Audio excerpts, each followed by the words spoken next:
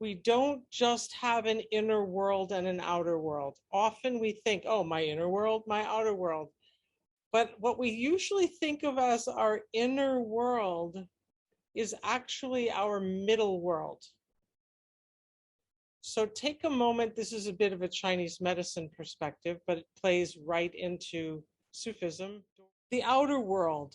We perceive the outer world through our sensory orifices. What can you hear around you? What can you see around you? What might you be smelling around you? If you're eating something, there's what you're tasting. If you're touching things, there's what you're touching. All of this is the outside entering through the sensory orifices, the outer world coming in through the senses. And what they enter is what I'm going to call the middle world, the world of you and all your mixed up goulash, all of your stuff, all of the little racing cars that are racing around and the slugs climbing slowly uphill and like the standing waves of questions from early childhood. Am I really a boogerhead? Billy called me a boogerhead. Am I a boogerhead? You think, you know, everything that's in there. I'm calling that the middle world. From the outside, through the sensory orifices, arrives stimulus, which, when it feels clear, we call knowledge. That's a car coming. You know, we call it knowledge when it seems very, very clear what's coming into our goulash from the outside. The sensory orifices are known as the outer orifices of the heart. And the exit entry blocks run maintenance on that. There's also exit entry blocks in the chest that run maintenance on the inner orifices of the heart, where knowledge and perception enters our unseemly goulash that we call our experience from the inside, from the real inside, from what in Whole Heart Connection we call the donut hole. Take a moment with hand here to check how's the donut hole doing at the moment.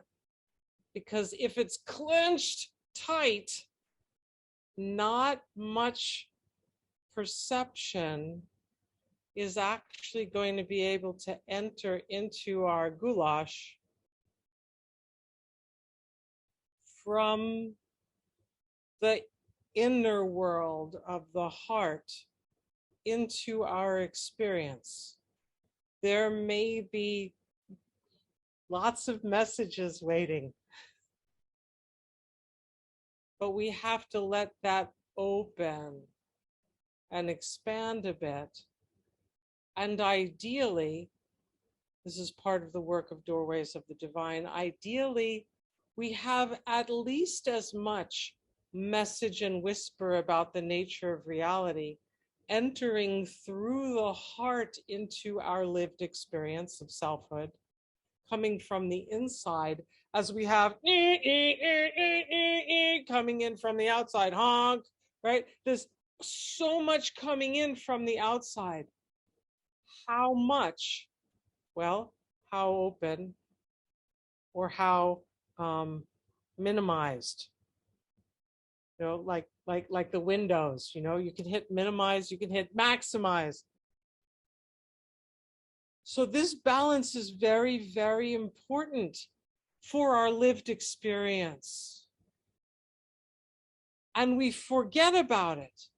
Things happen in the outside world that impact our middle world, our lived experience, and we have emotions about them.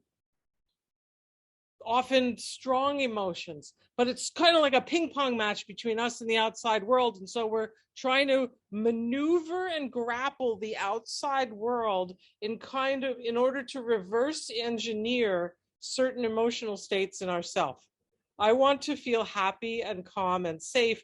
Therefore, I need to make all this stuff out there. Like, let's get it. Like, okay, great. Now I'm good. And then another thing happens. I'm not knocking it. I do it all the time, um, with mixed results. The most difficult of the results is that while trying to reverse engineer a particular experience through managing the outside world, we can get so focused on the outer and its relationship to the middle that we can forget completely that there's a whole other set of doorways. And then, in fact, all of those doorways, all of those exit entry points are related to different emotions. Liver 14, the doorway of hope and anger, the doorway through which activists receive messages from the divine. Kidney 22, the doorway of emergence from long solitude and fear, everything that we go through in the middle of the night all by ourselves when it's too late to call anyone and we just need to live with it. There's a doorway to the divine right there. Heart mediator 1, is there even such a real thing as love? Is there a soulmate? Is there partnership? Is that even real, or is it a fairy tale? There's a doorway of the divine right there, through that wondering, through that capacity in us to long for intimate partnership. We can see, right? This is just a few of them. We can see right now, we can take our emotions and get busy reverse engineering our existence in order to feel certain ways. And I'm not, this is not about refraining from outside world action. Apologies. It is about making sure that we're listening to the other real world and letting those whispers come in on a daily basis. I'm calling that health. To be able to be in conversation with the divine in all of our emotional states. According to both Chinese medicine and Sufism, that way the emotions transform actually into virtues. We're able to move through them in such a way that they bring us deeper into an experience of constructive activism, wisdom, propriety and partnership, ecology, righteousness. There's so much that we become when human emotion is deeply mixed, is open to, is alchemized by interpenetration with the divine.